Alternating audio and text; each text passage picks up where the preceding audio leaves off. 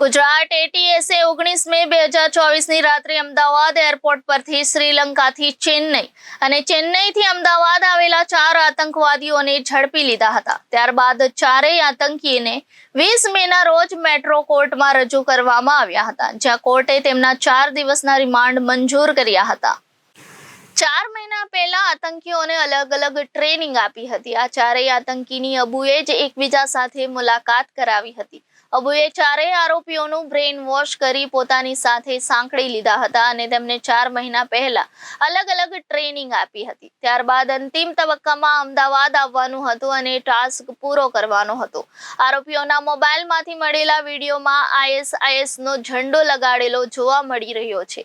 તેમજ મોહમ્મદ નુસરત, મોહમ્મદ નફરાન, મોહમ્મદ રસદીન અને મોહમ્મદ ફરીદ શપથ લઈ કહી રહ્યા છે કે અબુ તેમનો આકા છે અને તેઓ તેને સમર્પિત છે।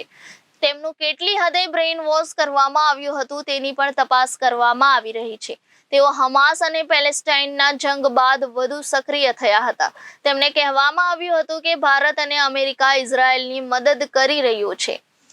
આ ચારેય આતંકી અમદાવાદ આવ્યા તેના 4 દિવસ પહેલા જ નાના ચિલોડા પાસે હથિયાર મૂકવામાં આવ્યા હતા। આ વિસ્તારના સીસીટીવી ફૂટેજની તપાસ પણ શરૂ કરવામાં આવી છે।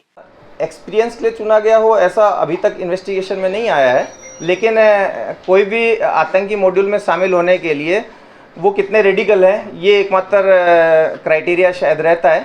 इन लोगों का ड्रग्स का इतिहास होने की वजह से हम किसी दूसरी लाइन को डिनाई नहीं कर सकते, परंतु एज ऑफ नाउ ये हाईली रेडिकल है और रेडिकल जो इनका माइंडसेट है उसको जब शो इन्होंने पहले भी दूसरे ऑर्गेनाइजेशंस के माध्यम से किया।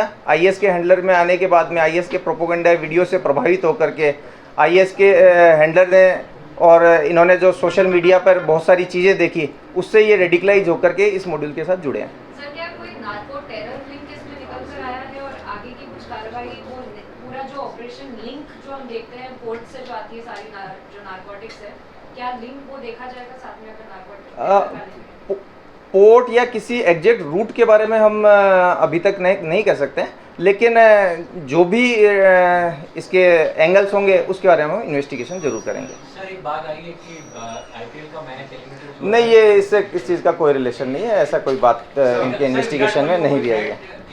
नहीं, ऐसा कोई भी चीज़ सामने नहीं है। ऐसा कोई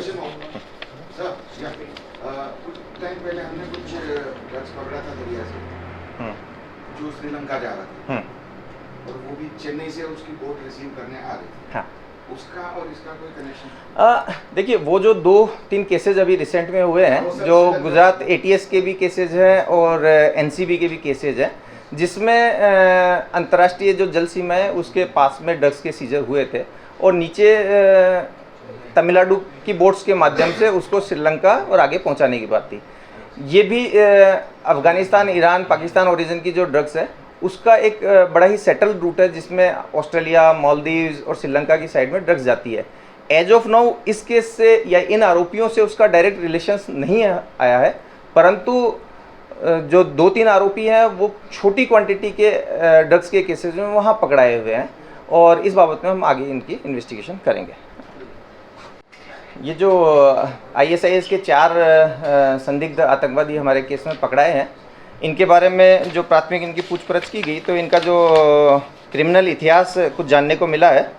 इसमें जो पहला आरोपी मोहम्मद नुसरत है, ये मुंबई एयरपोर्ट पर गोल्ड स्मगलिंग के केसेस में पकड़ाया गया है पहले से। इसके अलावा इसके ऊपर मारामारी के केस श्रीलंका में रजिस्टर हुए हैं। साथ ही साथ एमडी के केस में, ड्रग्स के केस में भी ये आरोपी पकड़ाया हुआ है। जो फारिस है दूसरा आरोपी, उसके ऊपर भी श्रीलंका में ड्रग्स के केसेस रजिस्टर हुए हैं। आरोपी जो रसदीन है उसके ऊपर चोरी के केस हैं और 3 केसेस मिनिमम इसके ऊपर ड्रग्स के केस रजिस्टर किए गए हैं। नाफरान जो चौथा आरोपी है उसके बारे में कोई एग्जैक्ट क्रिमिनल केस उसके ऊपर रजिस्टर हुआ है, इसके बारे में जानकारी नहीं मिली है, लेकिन वो छोटी मोटी मात्रा में ड्रग्स और सोने की स्मगलिंग में शामिल था, ये उसने स्वीकारा है। इन लोगों की इंडिया में इन्होंने टोटल कितनी विजिट की है इसके बारे में भी थोड़ी इन्वेस्टिगेशन की गई थी। तो इसमें जो फारिस और रसदीन है ये पहली बार इंडिया आए हैं, लेकिन नुसरत और नफरान जो है वो लगभग 38 और 40 बार इससे पहले इंडिया में आए हैं।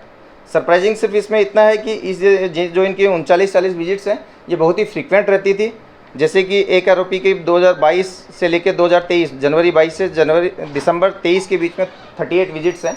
बट ये इनके जो हैंडलर जो इन्होंने शुरुआत में स्वीकारा था कि फरवरी से उसके कांटेक्ट में है, उसके बाद से इनकी ये पहली विजिट यहाँ पर थी। ब्यूरो रिपोर्ट जनादेश न्यूज़ अमदावाद।